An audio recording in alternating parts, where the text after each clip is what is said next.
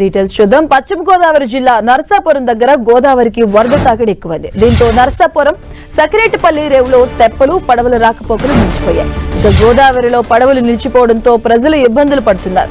వరద ఉధృతి పెరుగుతున్న కారణంగా పడవల రాకపోకలను నిలిపివేసినట్లు అధికారులు వెల్లడించారు.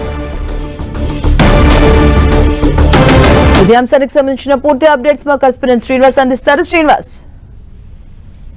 మధు, ఉమ్మడి పశ్చిమ గోదావరి జిల్లా వ్యాప్తంగా కూడా వర్షాలు జోరుగా కురుస్తున్నాయి. అలాగే వాగులు వంకులు కూడా పొంగి పొర్లుతున్నాయి. ఇదే సందర్భంలో గోదావరి కూడా పెద్ద ఎత్తున వరద తాకిడి చేరుకుంది. దాదాపు పోలవరం దగ్గర 10 లక్షల క్యూసెక్కుల నీరైతే కూడా దిగువకు విడుదలవుతుంది. ఇదే సందర్భంలో అటు ధవళేశ్వరం నుంచి కూడా గోదావరికి పాయలుగా ఏడిపోయిన నేపథ్యంలో వశిష్ఠ గోదావరికి సంబంధించి నరసాపురం మీదుగా సముద్రంలో కలుస్తుంది. అయితే వశిష్ఠ గోదావరికి సంబంధించి నరసాపురం సకినేటిపల్లి మధ్య నిత్యం రాకపోకలు జరుగుతూ ఉంటాయి. అయితే నరసాపురం పశ్చిమ గోదావరి జిల్లాలో ఉన్నప్పటికీ కూడా సకినేటిపల్లి జిల్లా మారుతుంది. అయినప్పటికీ కూడా ఇక్కడ పెద్ద ఎత్తున గతంలో వంతెన ఏర్పాటు చేస్తామని అనేక మంది ప్రజాప్రతినిధులు హామీ ఇవ్వడం జరిగింది.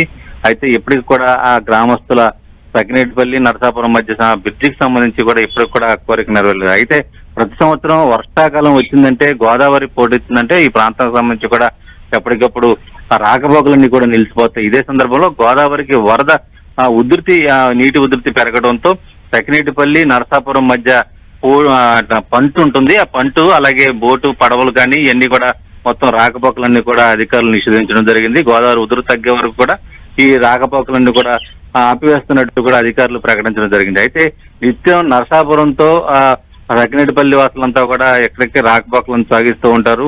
అయితే ఇప్పుడు నరసాపురం వాళ్ళు చేరుకోవాలంటే చించినాడి బ్రిడ్జి మేంచి అంతా కూడా తిరిగి రావాలి. దాదాపు 15 నుంచి 20 కిలోమీటర్ల జర్నీ అంతా చేసి వాళ్ళు నరసాపురం చేరుకోవాల్సి ఉంటుంది. ఈ నేపథ్యంలోనే వరద ఉధృతి పెరుగుతున్న నేపథ్యంలో లంక గ్రామాల ప్రజలంతా కూడా కొంత అప్రమత్తంగా ఉండాలని చెప్పి కలెక్టర్ నాగరాణి కూడా సూచించడం జరిగింది. మరోవైపు వరద ఉధృతి లంక గ్రామాలను ముంచెత్తే విధంగా కొంత సంబంధించి అవకాశం ఉండడంతో ఆ అధికారులంతా కూడా అప్రమత్తంగా ఉండాలని చెప్పి కూడా ఆదేశించిన సందర్భంతో కూడా కనబడుతుంది. Okay, thank you Srinivas.